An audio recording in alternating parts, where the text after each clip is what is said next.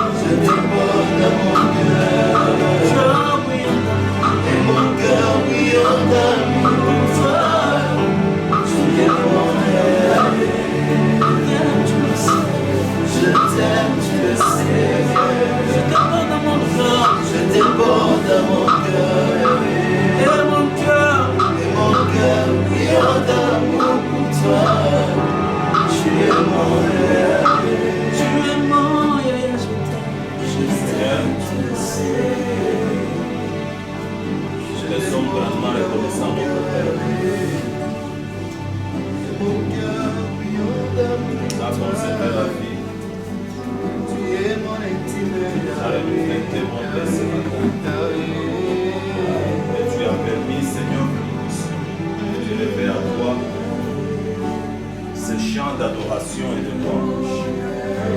Toi qui le mérites, toi qui es Dieu, digne d'être célébré, digne d'être béni.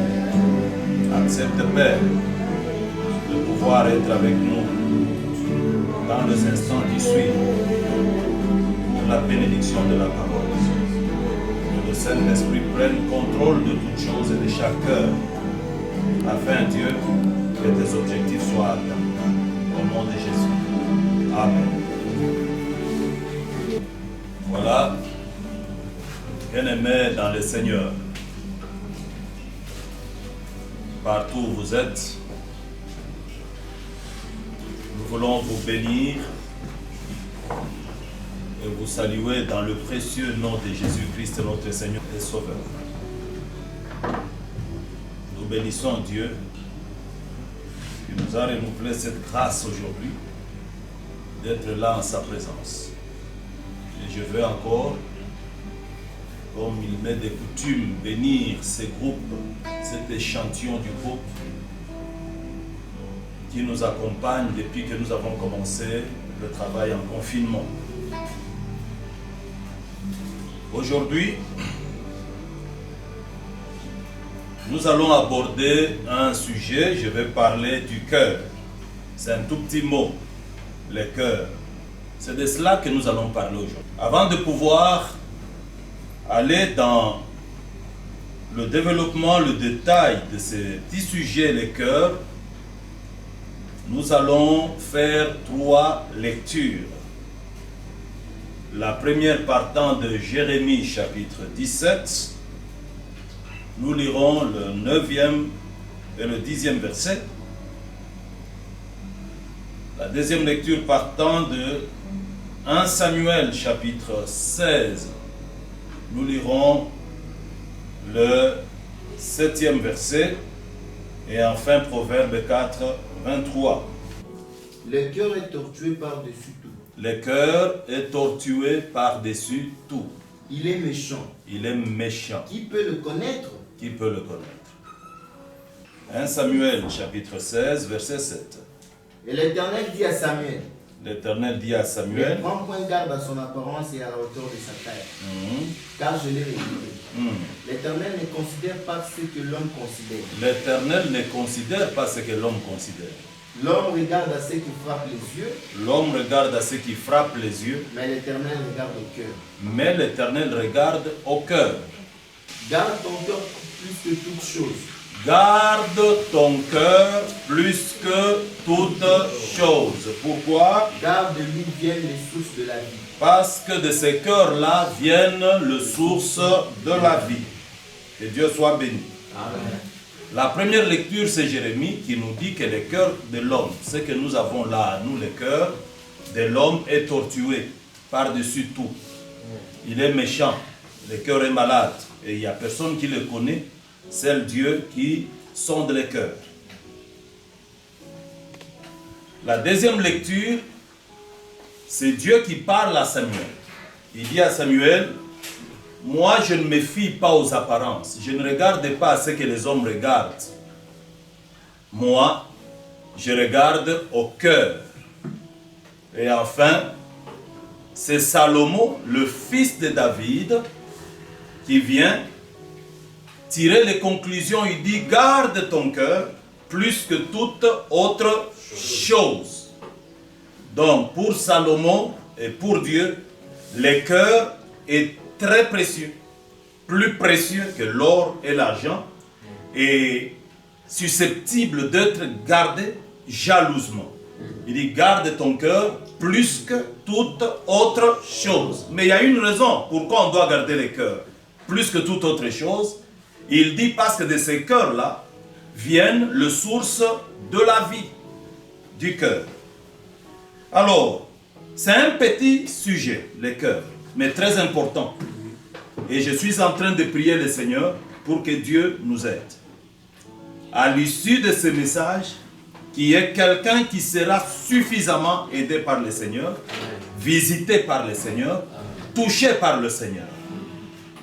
Alors, pour m'introduire, je pars de la question, pourquoi parler du cœur? Pourquoi parler du cœur? Suivez-moi bien. Nous parlons du cœur parce que le cœur intéresse Dieu plus que tout.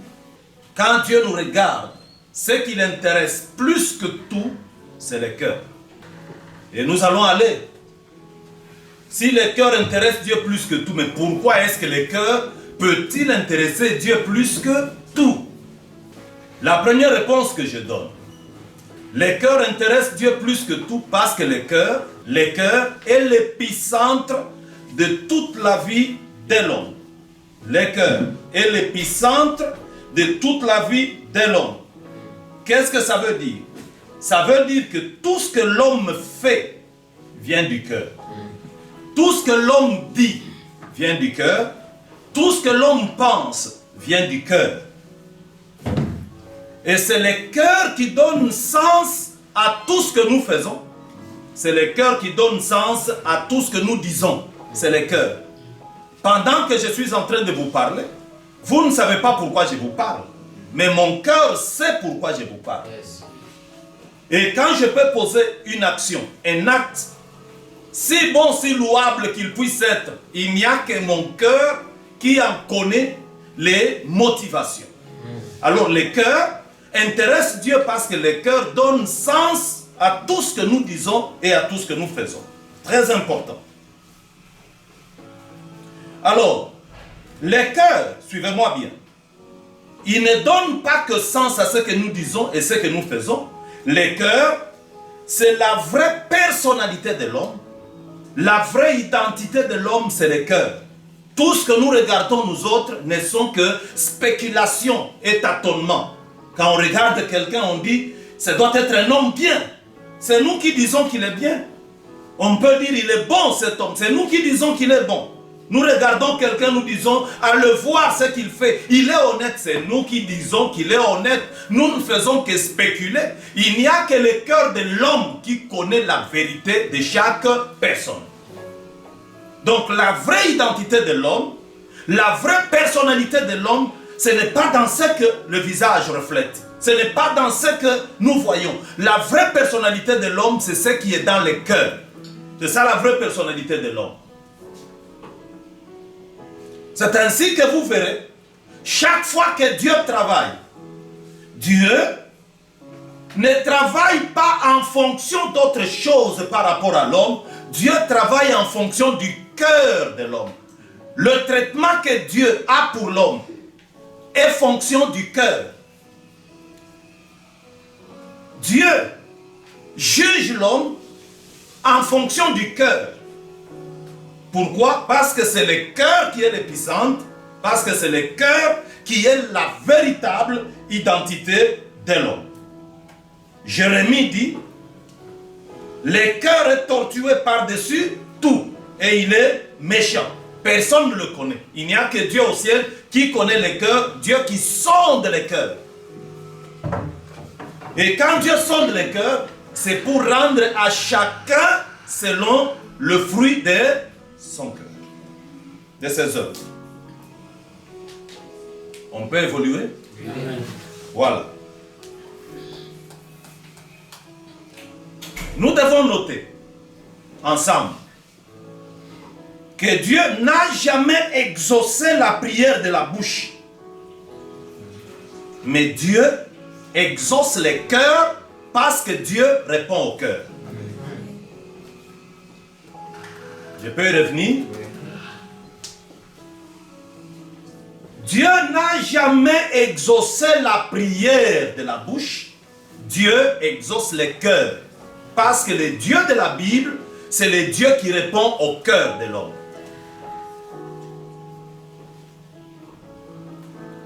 Et ici, j'ouvre une parenthèse. Toute prière qui se fait, qui n'est pas en résonance avec le cœur, n'arrive pas à Dieu. Toute bonne prière que Dieu exauce, c'est la prière qui crée une résonance, c'est-à-dire un lien entre la bouche et le cœur. La prière qui doit exprimer ce qu'il y a réellement dans le cœur. Parce que vous savez, même des fois quand nous prions, ce que nous sortons de notre bouche, ce n'est pas ce qui est dans le cœur. Il nous est arrivé d'avoir une position opposée, hostile à l'endroit d'un frère, mais dans notre bouche, nous sortons les paroles de bénédiction à son endroit. Ce que Dieu voit, ce n'est pas ce qui sort de la bouche. Ce qui intéresse Dieu, c'est ce qui est dans le cœur, et Dieu ne répond qu'au cœur.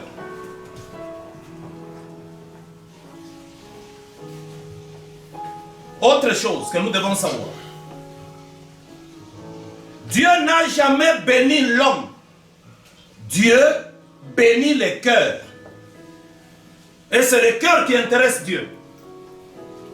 Vous avez des personnes qui prient, des personnes qui se plaignent, des personnes qui disent depuis tout le temps, je n'ai pas vu Dieu me visiter, je n'ai pas vu la main de Dieu dans ma vie. Il y a des gens qui se disent, qu'est-ce qu'il y a entre moi et Dieu? Le véritable problème de Dieu, c'est que Dieu bénit le cœur. Dieu ne bénit pas les paroles qui sortent de la bouche. Dieu regarde le cœur. C'est les cœurs que Dieu bénit. J'ouvre une parenthèse pour vous dire, les dons précieux de Dieu, Dieu les donne au cœur précieux.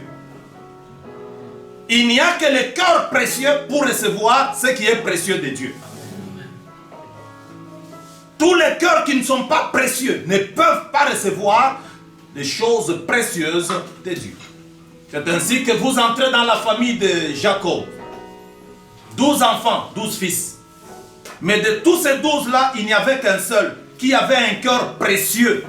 C'était Joseph. C'est à Joseph que Dieu a attaché la bénédiction. Pourquoi? Parce que bénissant Joseph, Dieu bénissait tout l'ensemble de la famille. Le cœur de Joseph, c'était un cœur de bénédiction, un cœur qui pensait aux autres. C'était un cœur ouvert aux autres. Alors parce que Dieu a vu que c'était un cœur précieux, il a décidé de le bénir pour que toute la famille soit bénie. Mais lorsque le cœur n'est pas précieux, Dieu n'y met pas ce qui lui est précieux. Lorsque Dieu arrive dans la famille d'Isaïe, il y trouve un seul cœur précieux. C'est le cœur de David. Dieu bénit les cœurs.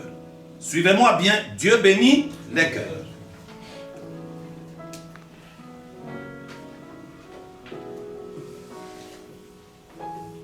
On est ensemble. J'aime bien un texte de la Bible. C'est le texte dans Genèse, chapitre 4, à partir du verset 3. Ce texte parle de Caïn et de Abel. Les deux frères ont fait chacun une offrande à Dieu. Le grand frère Caïn a fait son offrande avec le fruit de la terre. Le jeune frère a fait son offrande avec le fruit de son bétail. Mais écoutez, la Bible dit, quand Dieu est venu, Dieu a exaucé, Dieu a agréé une offrande et il a désapprouvé une autre. Dieu a agréé l'offrande d'Abel, il a désapprouvé l'offrande de Caïn. Quelle en est la raison? Plusieurs explications. Mais moi, quand je rentre dans l'étude du cœur, je découvre une chose. Chaque fois que Dieu vient dans notre vie, Dieu ne descend jamais dans ce que nous faisons. Dieu descend d'abord dans le cœur pour voir l'état du cœur. C'est l'état du cœur qui détermine l'état de l'acte que nous avons posé et de l'offrande que nous avons offert à Dieu. Si le cœur est bon, l'offrande sera bonne. Mais si le cœur est mauvais, l'offrande sera mauvaise. Mais en lisant la Bible, il y a un détail important. La Bible dit ceci. Mais Dieu ne porta pas un regard favorable sur Caïn. La Bible commence par dire, lorsque Dieu est descendu pour voir les offrandes, Dieu n'est pas descendu dans l'offrande d'abord, mais Dieu a commencé par Caïn. Il a d'abord regardé Caïn avant de regarder l'offrande. Ce qui voudrait dire, Dieu en descendant, ce qui l'intéressait beaucoup plus, c'était le cœur. Pourquoi le cœur? Parce que c'est le cœur qui donne sens à tout ce que nous faisons. Et quand Dieu descend, il trouve que le cœur de Caïn, c'était un cœur jaloux, un cœur plein de haine. Parce qu'il y avait la jalousie et la haine, même son offrande devenait automatiquement aussi désagréable aux yeux de Dieu.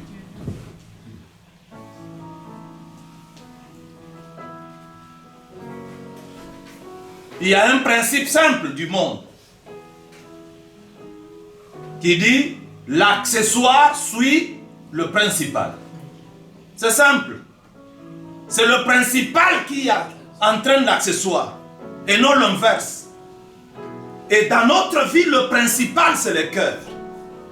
Tout ce que nous sommes en train de faire ne sont que les accessoires. Si le cœur est malade, tout ce que l'homme fera sera malade. Si le cœur est mauvais, tout ce que l'homme fera sera mauvais. Il faut faire très attention. Voilà pourquoi Dieu s'intéresse au cœur.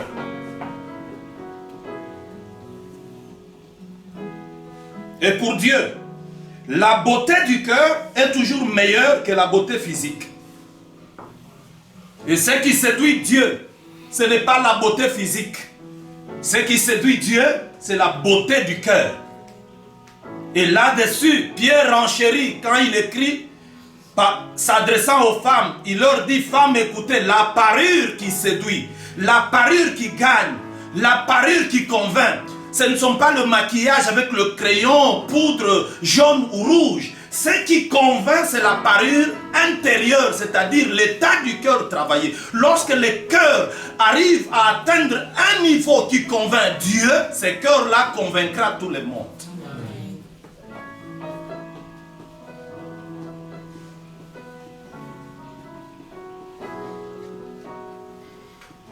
C'est ainsi que lorsque Dieu veut opérer, Samuel entre dans la maison d'Isaïe, il a vu un homme. Le grand frère, les aînés de David, c'était des hommes, à le voir, ils étaient très beaux. C'était des hommes de grande taille. Mais quand Samuel entre, il est vite attiré par ces choses. Frère, tout ce qui brille n'est pas or. Faites attention. Vous savez, des fois, nous jetons des fleurs sur des personnes qui ne le méritent pas. Nous acclamons des personnes qui ne le méritent pas. Des fois, nous négligeons des personnes qui ont tout le mérite, nous les négligeons à cause de leur apparence.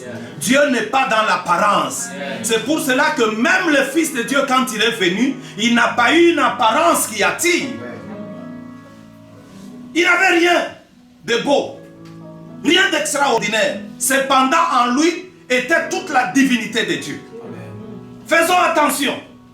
Des fois, nous nous mettons à suivre certaines personnes à cause de l'éloquence, à cause de l'intelligence humaine, intellectuelle. Mais le fond, il n'y a rien, absolument rien.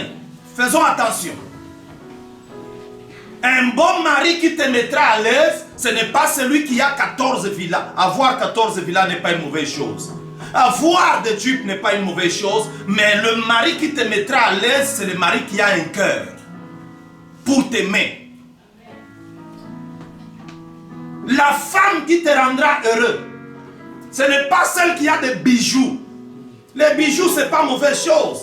Ce n'est pas celle qui a de maquillage. Ce n'est pas mauvaise chose, le maquillage.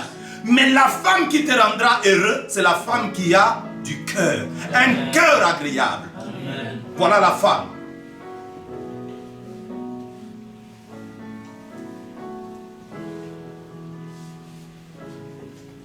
Chacun de nous, vous pouvez aussi l'écrire. Chacun de nous ressemble à son cœur. Chacun de nous ressemble à son cœur. Dans ses paroles et dans ses actes. Car c'est du cœur. C'est du dedans du cœur que viennent toutes les mauvaises pensées qui suivent l'homme. Tout vient du cœur. C'est du cœur. L'homme tire tout de son cœur. Alors le cœur fait que chacun de nous le ressemble. Et autre chose, Jésus dit, tout ce que les hommes disent, ils les tirent de l'abondance de leur cœur. Donc, chacun de nous, frères et sœurs, faites attention. Si quelqu'un vous parle toujours des choses obscènes, sachez que dans son cœur, il y a des choses obscènes. Vous rendez visite à un frère, à une sœur, dès l'instant où vous arrivez à la maison, lui ne vous parle qu'autre chose. Comment faire pour s'enrichir? Il y a des féticheurs qui enrichissent maintenant les gens. Sachez que ce sont des choses qui sont dans son cœur. Faites attention avec lui. Vous savez déjà voir quelqu'un, savoir le juger sur base de ce qu'il dit. Parce que c'est du cœur, c'est de l'abondance du cœur que la bouche parle. La nature du cœur et son rôle. Le cœur est plus rebelle, vous devez le savoir, est plus méchant que tout. Le cœur, c'est la chose qui séduit même l'homme qui le porte. Le cœur, très méchant. L'homme et la femme dans le lit, dans le même lit. Ce que l'homme pense, la femme ignore. dans le même lit, pendant que la femme touche la tête de son mari, caresse chérie, mais le mari dans son cœur, lui est en train de penser comment le matin, il va chasser cette femme pour la remplacer avec une autre. Ça, c'est le cœur. Le cœur, il est méchant, le cœur. Le cœur, il est méchant. Quelqu'un t'appelle ami, frère. Tu te fies, tu penses qu'il est ami réellement. Mais lui, dans son cœur, il cherche à t'approcher pour te détruire, pour te tuer. Le cœur, il est comme ça. Le cœur, il est méchant, le cœur. Il faut faire très attention avec le cœur. Le cœur a déjà séduit beaucoup de gens. Dans la Bible, vous connaissez Judas. Judas était séduit par son propre cœur. Après avoir exécuté le dessein du cœur, il arrive à se rendre compte qu'il était tombé dans une erreur. Comment se racheter trop tard? Il a fini par se donner la mort. Faites attention, le cœur, c'est un mauvais professeur, un mauvais enseignant. Le cœur, quand tu te mets à l'écouter, il t'enseignera des choses. Et quand tu feras ces choses-là, après les avoir faites, tu peux te poser la question, c'est moi ou quelqu'un d'autre qui a fait ces choses. Le cœur est très dangereux. L'homme sage n'écoute pas le cœur, l'homme sage écoute la parole de Dieu. Il est rebelle, plus rebelle que tout, le cœur. Il est malade, le cœur. Et quelles sont les maladies du cœur? Première maladie du cœur, c'est l'orgueil. Le cœur est orgueilleux. Vous trouvez quelqu'un qui n'a ni babouche, ni balai dans la maison, mais orgueilleux dans son cœur. Il gonfle même à l'occasion de rien. Le cœur est malade. Et au sujet de l'orgueil, je vais parler. Il y a orgueilleux et orgueilleux. Tel est orgueilleux parce qu'il a les épaules montées. Tel est orgueilleux parce qu'il parle beaucoup.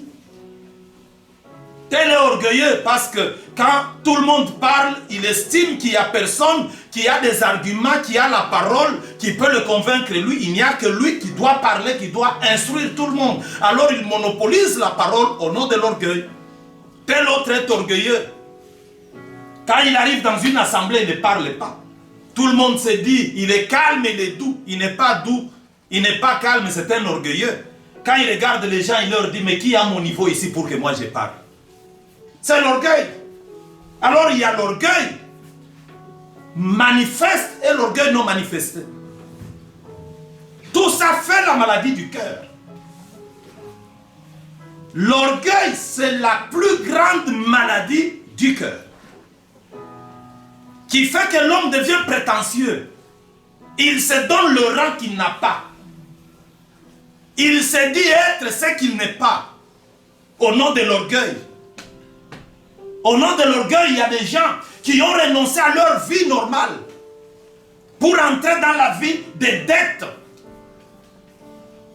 Se liant la corde au cou pour rien, parce qu'il veut apparaître. Il veut que les gens parlent de lui. C'est l'orgueil.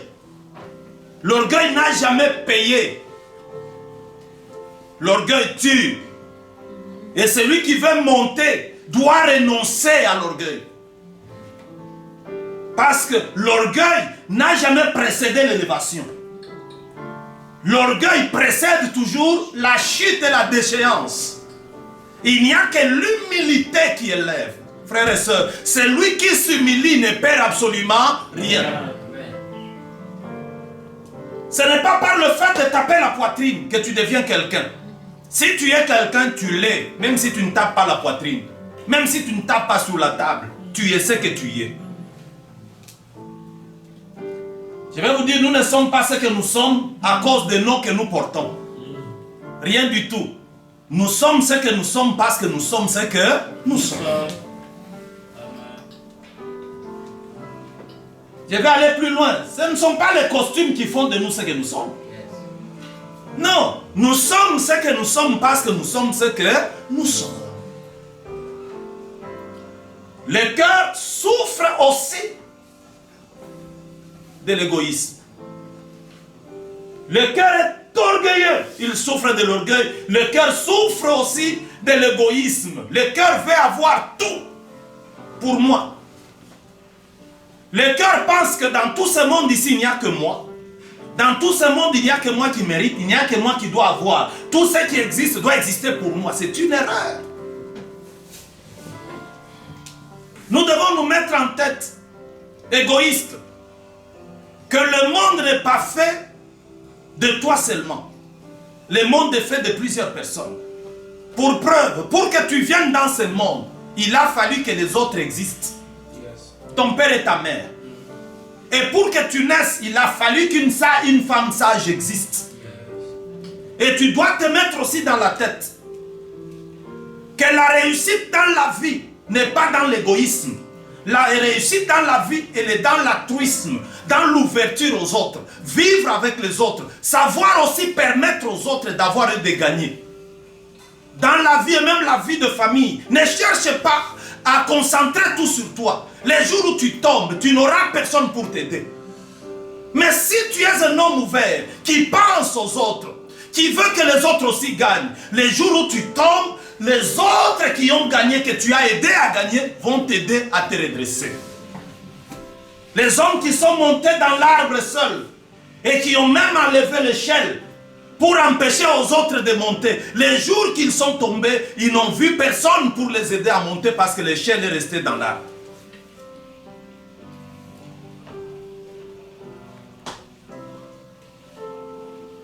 Le cœur est égoïste.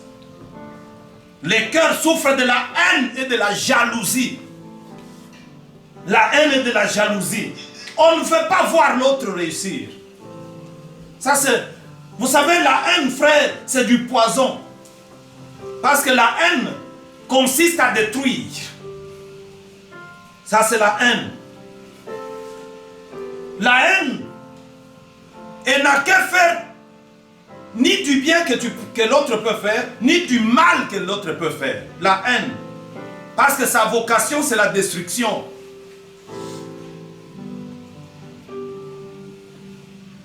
Et les hommes oublient que cette maladie qu'on appelle haine n'a jamais détruit celui qu'on appelle victime de la haine. Cette maladie qu'on appelle haine détruit toujours celui qui porte la haine. Le cœur souffre de la désobéissance, la rébellion. Ça, ce sont des maladies qui sont dans le cœur. Il est difficile de trouver les hommes obéissants. Très très difficile de trouver les femmes obéissantes. Les hommes soumis et les femmes soumises, très difficile de les trouver. Pourquoi? Parce que le cœur est malade. L'homme a tendance à se rebeller toujours, à aller dans la désobéissance.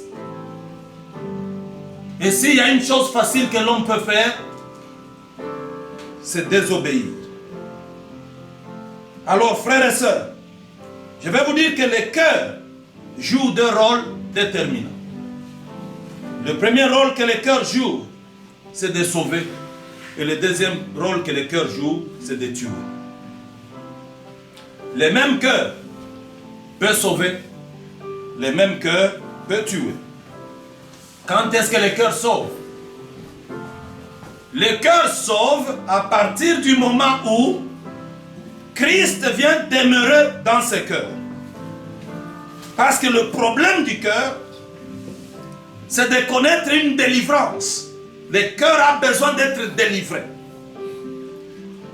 Le problème du cœur, c'est de reprendre sa forme et sa position initiale devant Dieu.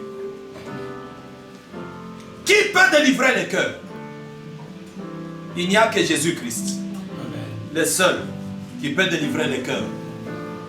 Tout ce que les hommes cherchent, l'argent, la gloire, la grandeur, la puissance, l'influence, ça ne peut rien faire par rapport au cœur. Il y a une crise terrible au niveau du cœur qui fait que les hommes dans les milieux des églises veulent se donner des noms. Même dans le monde, les gens ont besoin de noms. Ils veulent avoir de grandes positions. Ils pensent à travers ces choses-là trouver une satisfaction au niveau de leur cœur. Je vous dis ce matin qu'il n'y a rien qui puisse amener le cœur à être satisfait en dehors de la présence de Jésus-Christ dans ce cœur. Il n'y a que lorsque Jésus entre dans le cœur que le cœur peut amener l'homme au salut.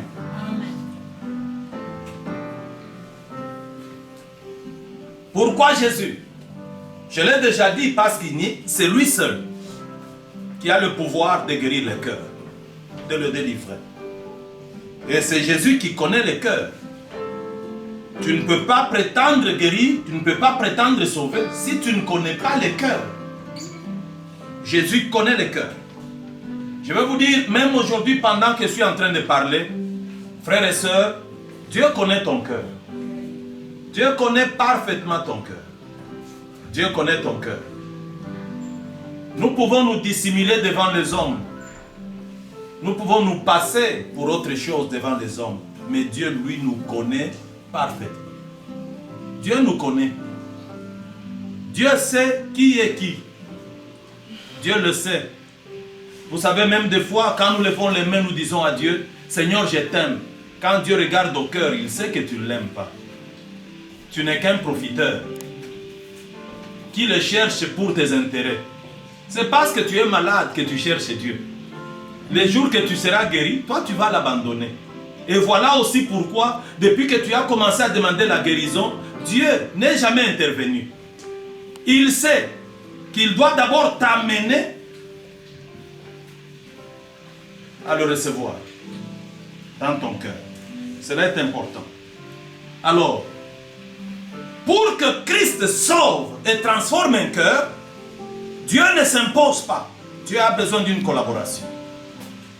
Dieu passe par la collaboration. Voilà pourquoi, dans Apocalypse chapitre 3, la Bible dit, mais voici je me tiens à la porte et je frappe. C'est la collaboration. Dieu ne forcera personne. Dieu te fera voir, comme il est en train de te faire voir aujourd'hui, l'état de ton cœur, la souffrance de ton cœur, la maladie de ton cœur.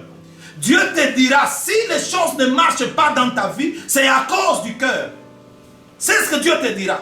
Mais Dieu ne viendra pas s'imposer dans ta vie. Dieu te suggérera les pistes de solution. Comme il est en train de le faire maintenant. Il veut entrer en toi. S'il entre en toi, il va guérir les cœurs. Et s'il guérit les cœurs, tu deviens une autre personne. Une nouvelle créature.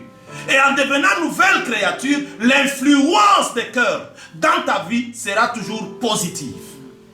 Ça sera un cœur animé par Dieu et par l'Esprit de Dieu pour produire le fruit digne de la repentance.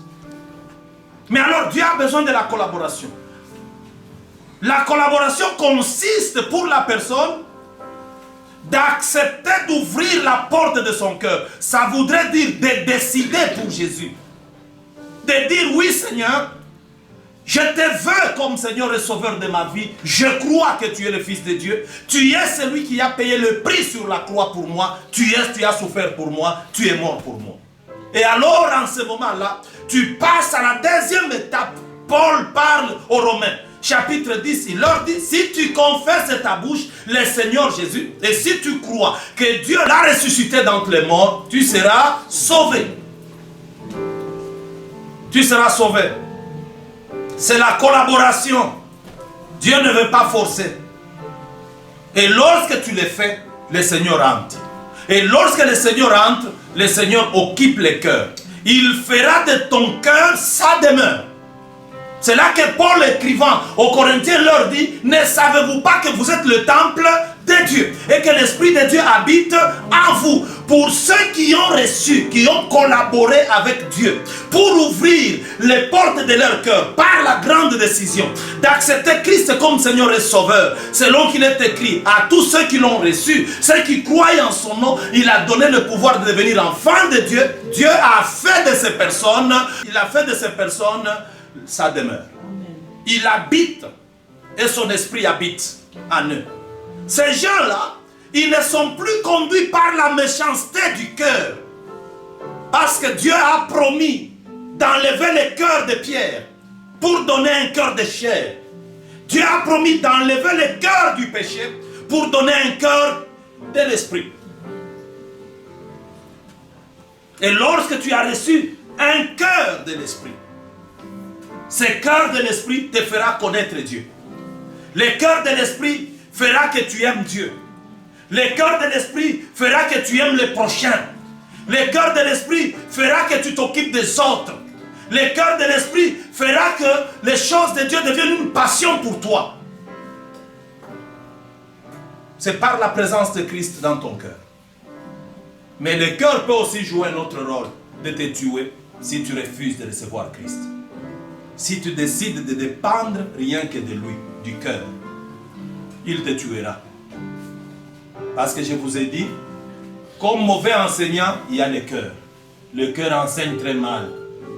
Le cœur a déjà enseigné plusieurs personnes et séduit plusieurs personnes qui sont en train de regretter.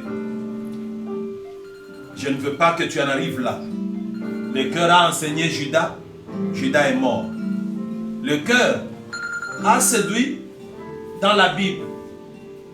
L'un des fils de David a été séduit par son cœur pour faire du mal à sa propre sœur. Et la mort est entrée. Le cœur a séduit Caïn et la mort est entrée. Je vais, vous qui me suivez, si vous voulez que le Seigneur vous aide, vous voulez que les portes de votre vie s'ouvrent, laissez Christ entrer dans vos cœurs, laissez Christ gagner vos cœurs, laissez Christ transformer vos cœurs. Que Dieu vous bénisse.